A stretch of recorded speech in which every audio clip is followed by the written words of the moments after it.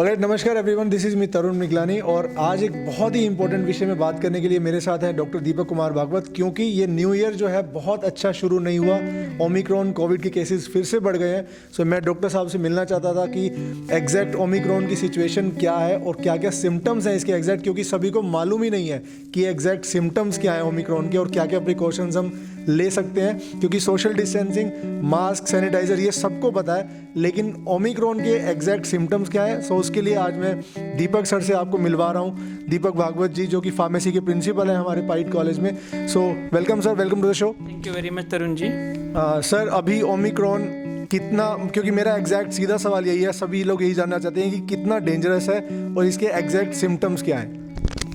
Basically जो अभी cases देखे गए हैं हरियाणा में, उसके हिसाब से ये बहुत ज़्यादा स्ट्रॉन्ग नहीं है वेरिएंट, और चांसेस ये हैं कि 2 से 3 दिनों में पेशेंट जो है वो एसिम्टोमेटिकली ट्रीट हो रहा है, अपने आप ही ठीक हो रहा है। क्योंकि आपको सभी को पता है कि अब सरकार ने भी ये प्रावधान कर दिया है कि सभी को डबल वैक्सीनेटेड लोगों को ही हर चीज़ मुहैया होगी, चाहे वो सर्विसेज हैं, चाहे कहीं पर भी आप सोशल गैदरिंग्स में जा रहे हैं या फिर कॉलेज में कहीं आना पड़ रहा है किसी खास काम से, खास करके एम्प्लॉयज़ के लिए, स्टूडेंट्स के लिए तो बैन है। तो उस पर्टिकुलर चीज़ को देखते हुए डबल वैक्सीनेटेड लोगों में ऐसे कोई खास सिम्टम्स देखने को नहीं मिल रहे हैं। हल्का सा फीवर है, रनी नोज़ है, इसके अलावा कई लोगों को थोड़ा सा फीवर देखने को मिल रहा है। अभी जैसे वैक्सीनेशन की बात की, सो जो लोग डबल वैक्सीनेटेड हैं, जैसे आप हैं, मैं हूँ, या एम्प्लॉयज़ हैं, कोई भी है डबल वैक्सीनेटेड है, तो उन्हें ये ओमिक्रॉन होने के चांसेस कम हैं या उन्हें भी हो सकता है? देखिए, ओमिक्रॉन जो है ये जो वेरिएंट है ये सभी को हो रहा है, जो भी इसके कांटेक्ट में आ रहा है। उसका रीज़न ये है कि जो वैक्सीनेशन हुआ था वो पुराने स्ट्रेन के ऊपर बना था, जो डेल्टा स्ट्रेन था।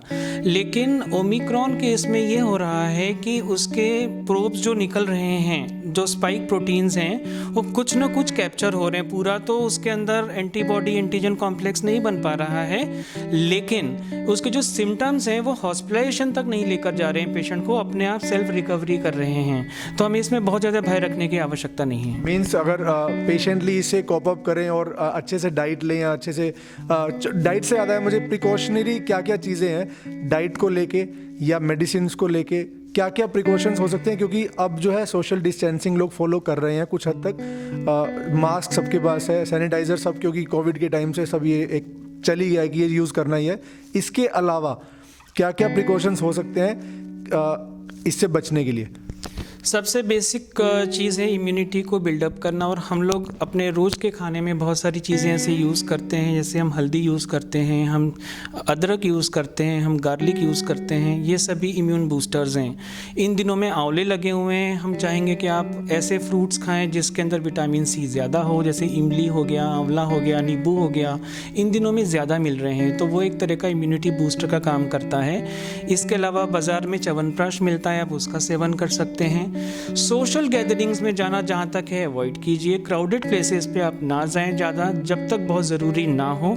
यदि बहुत ही ज़रूरी इस पे जाना पड़े आपको, तो आप थोड़ा सा डिस्टेंस मेंटेन ज़रूर करें, और इसके अलावा नियमित रूप से अपने हाथ धोते रहें। कहीं पर भी हम टच करते हैं तो ये बहुत ज़रूरी है कि हम अपने हाथों को नियमित रूप से धोते रहें। और कई बार ये होता है कि लोग कहते हैं हमारे हाथ ख़राब हो रहे हैं ज़्यादा धोने से, तो आप उसके लिए स्टेराइल ग्लव्स यूज़ कर सकते हैं। That is also one of the important thing. ये सभी चीज़ें मार्केट में इजीली अवेलेबल भी हैं, और जो घर की चीज़ें बताई उन्होंने, जैसे विटामिन सी जिसमें जिन फ्रूट्स में ज़्यादा है, जो सभी को ऑलमोस्ट पता ही है, अदरवाइज कहीं से भी इन्हें अवेलेबल हो सकती हैं ये चीज़ें। अगर ये सब कंटिन्यू रखेंगे तो आई गेस इसका खतरा कम हो जाएगा। बनानाज आप ले सकते हैं, बिकॉज सेलेनियम है इसके अंदर, एंटीऑक्सीडेंट्स बहुत ज़्यादा हैं। ऐसे कोई भी फ्रूट जिसके अंदर एंटीऑक्सीडेंट्स की मात्रा बहुत प्रचुर अमाउंट में होती है, वो सभी इसके लिए कारगर सिद्ध होते हैं। इसके अलावा आप योगा एंड मेडिटेशन कर सकते हैं, जिसके कारण से हमारा मेंटल स्टेटस अवेक रहता है। और प्राणायाम जो है वो, यदि कोविड वायरस के कारण से कोई लंग्स में इन्फेक्शन होने के चांसेस भी होते हैं तो उसको मिनिमाइज करता है। देखिए, डॉक्टर साहब ने बहुत सिंपल सी चीज़ें बताई हैं, आंवला, इमली, बनाना, जो नींबू, जो अदरक, ये सब घर में इजीली अवेलेबल होती हैं चीज़ें, अपने किचन में अवेलेबल होती हैं। ये सब चीज़ें अगर हम रूटीन बेसिस पे खाना शुरू करेंगे, हमारी इम्यूनिटी तो बढ़ेगी ही, प्लस डाइजेशन भी आई गेस सब सही रहेगा। बिल्कुल, ये बहुत इंपॉर्टेंट चीज़ें हैं। इसके अलावा अलावा हमें अपने आप को हाइड्रेटेड रखना है। हाइड्रेटेड का मतलब है कि हम जितना पानी पी सकते हैं दिन में उतना हम पानी पिएं, क्योंकि जितने भी टॉक्सिन्स होते हैं बॉडी के वो निकल जाते हैं। क्योंकि कोई भी यदि वायरस है, बैक्टीरिया है, कोई भी इन्फेक्शन करता है तो बहुत सारा डेब्रा है हमारे बॉडी में जो है वो तैयार हो जाता है, और उसको निकालने के लिए पानी अकेला एक इम्पॉर्टेंट साधन हो सकता है। इसलिए हम अपने आप को हाइड्रेटेड रखें। इसके अलावा हम जहाँ पर भी बैठ रहे हैं, सो रहे हैं, वो वेल वेंटिलेटेड होना चाहिए। तो उसमें क्या होता है कि हमारे आसपास का एरिया जो है उसमें तरोताज़गी रहती है और चांसेस ऑफ इन्फेक्शन जो है वो मिनिमाइज होते हैं, हम जल्दी रिकवर करते हैं चीज़ों से। तो ये माइनर छोटी छोटी चीज़ों का अगर आप ध्यान रखेंगे तो आई गेस सिम्टम्स भी हमें पता चल गए हैं, प्रिकॉशंस भी हमें पता चल गए हैं, और केसेस भी आप देख रहे हैं बढ़ रहे हैं, क्योंकि हम नहीं चाहते हैं कि ये दोबारा से स्कूल्स, कॉलेजेस, पब्लिक सर्विसेज ये सब बंद हो। अगर हम सब लोग ये चीज़ें फॉलो करेंगे तो ये चीज़ें बंद नहीं होगी और हम फिर से अपनी रूटीन लाइफ पर वापस आ जाएंगे।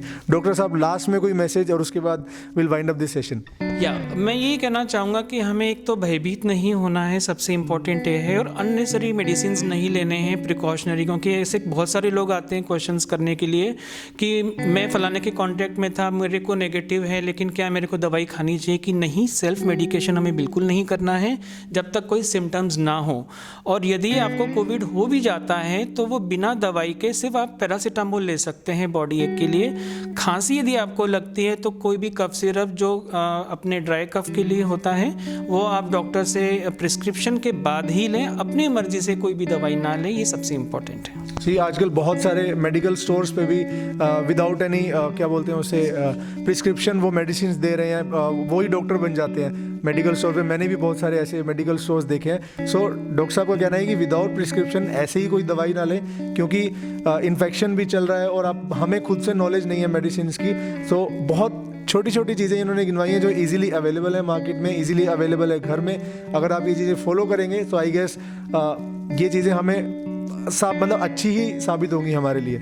एक लास्ट में ये कहना चाहूँगा कि जिस तरह से हमें क्लिनिशियन प्रिस्क्रिप्शन देते हैं, दवाई कैसे लेनी है, कितने अंतराल पर लेनी है और उसको रखना कहाँ है, ये एक फार्मासिस्ट बता सकता है। तो ऑलवेज आप एक क्वालिफाइड फार्मासिस्ट से ही दवाइयाँ खरीदें, किसी के कहने पे कोई दवाई ना खरीदें, ये सबसे इम्पोर्टेंट प्रिकॉशन है। Thank you so much doctor साहब, और आई गेस आपको ये नॉलेज हेल्पफुल लगी होगी और आप ये शेयर भी करेंगे।